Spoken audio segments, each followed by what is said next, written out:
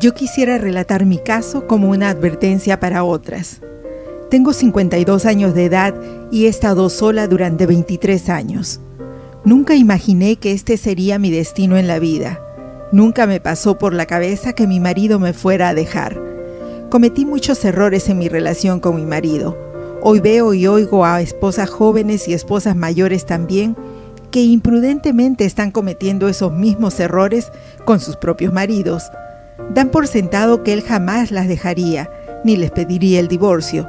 Ese sentido de seguridad parece hacerles pensar que tiene la libertad para asumir su postura de mil maneras, contra los errores, fracasos y debilidades de sus maridos.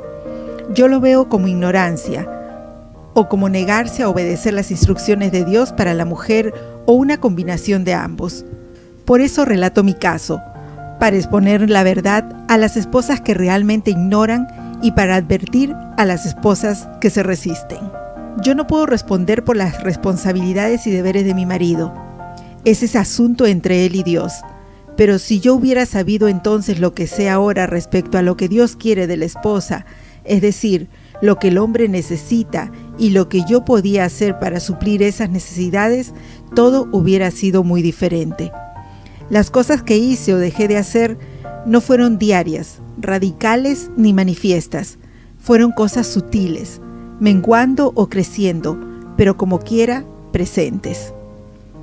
Cuando mi marido se portaba de manera egoísta en casa, se enojaba y en ocasiones decía maldiciones, pero luego iba a la iglesia y fingía ser espiritual, quisiera haber orado por él en lugar de apartarme un poco de él emocionalmente para hacer que fuera tan evidente mi cinismo y falta de confianza en él.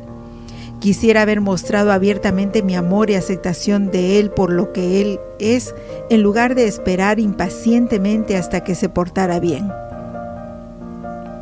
Cuando él le faltaba a los niños, no hacía devocional, no era espiritual, no guiaba como debía, quisiera haber confiado completamente en Dios, manteniendo unidad, honor, reverencia y sujeción con un corazón alegre y confiado.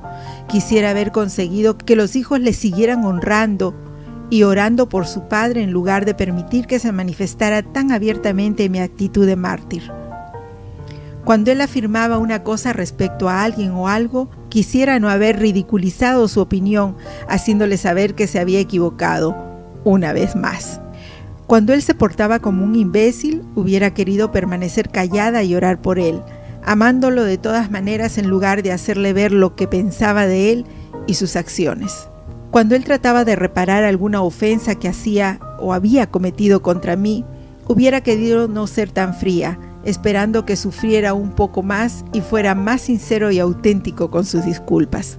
Cuando él gastaba dinero que yo consideraba que no podíamos gastar, hubiera querido permanecer callada confiando en Dios.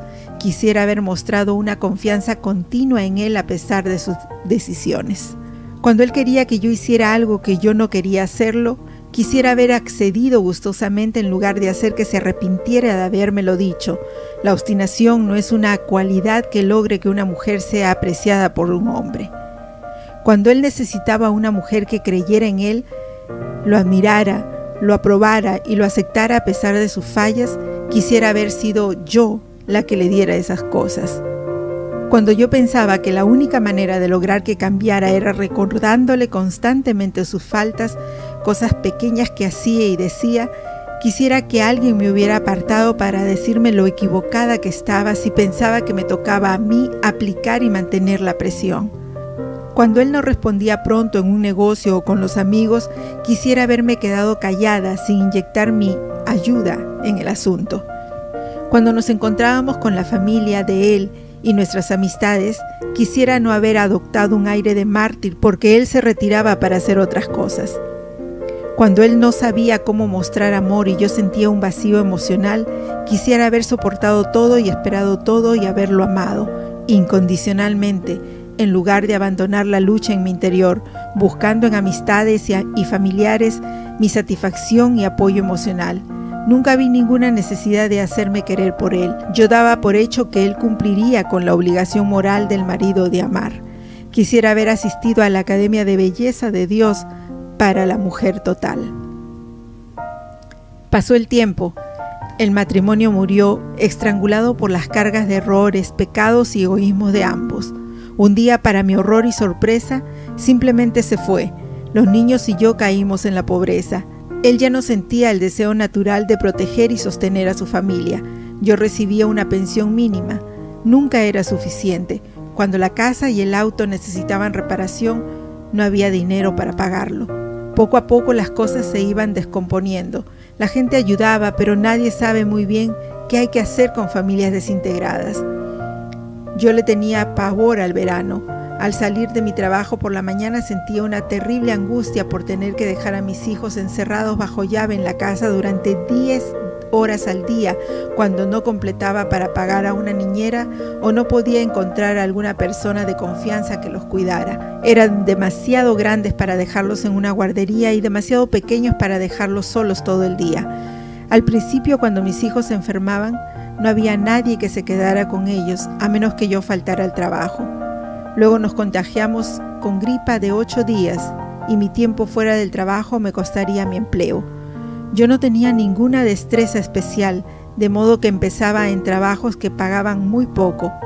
Desarrollé una enfermedad crónica debilitante, complicada por el estrés, pero tenía que seguir trabajando todos los días, no tenía ninguna otra alternativa. Pero Dios fue fiel con nosotros y nunca pasamos hambre ni frío. No obstante, todos los días, año tras año, estaba la soledad en la casa, los sentimientos de rechazo y abandono y las luchas financieras. Yo sé que mi vida pudo haber sido tan diferente si al inicio de mi matrimonio yo hubiera conocido y obedecido el plan de Dios para la esposa.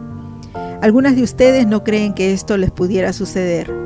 Incluso pudieran estar pensando que sería un alivio si pudieran lograr que él saliera de la casa.